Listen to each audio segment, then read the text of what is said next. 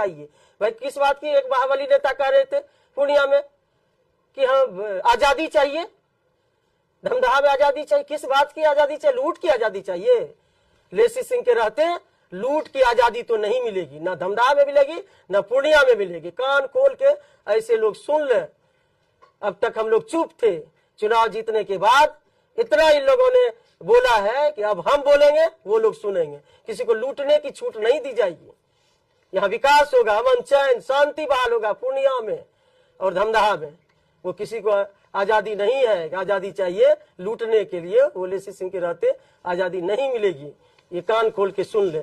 विकास की बयार बहेगी पूर्णिया में, धमदाहा में।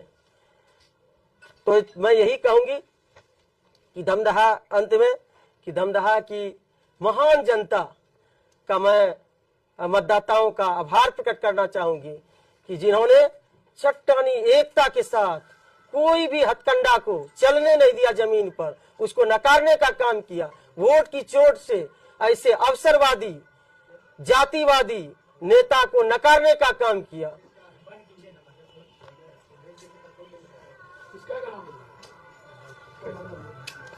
मैडम इस बार के चुनाव में महिलाओं ने काफी नहीं, हमको बोलने दीजिए, और कुछ बात है हम लोग बोलेंगे। और सबसे पहले कि जो लोग नफरत की राजनीति करते हैं उनको भाई मुबारक। हम लोग तो समाज को जोड़ने वाले, समाज में समरसता हो, समाज के तोड़ के कभी राजनीति नहीं किए हैं। हमको सभी जाति वर्ग का वोट मिला है। हम सभी का सम्मान करते हैं और हम लोग कभी नफरत की राजनीति नहीं करते हैं, समाज को तोड़ने की राजनीति नहीं करते हैं। समाज को तोड़ के अपना राजनीतिक रोटी नहीं सेकते जो अन्य नेता करते हैं। जातीय अनुवाद फैलाने का प्रयास करते हैं, कई तरह के हथकंडे अपनाने का प्रयास करते हैं। लेकिन इन सब वैसे विपक्षियों को मुबारक हो जो जाति की राजनीति करे, धर्म की राजनीति करे, वैसे नेताओं को मुबारक हो। लेकिन हम लोग समाज को जोड़ के चलने वाले हैं। एक सुंदर धमदाहा की हम लोग निर्माण करने के लिए चले हैं।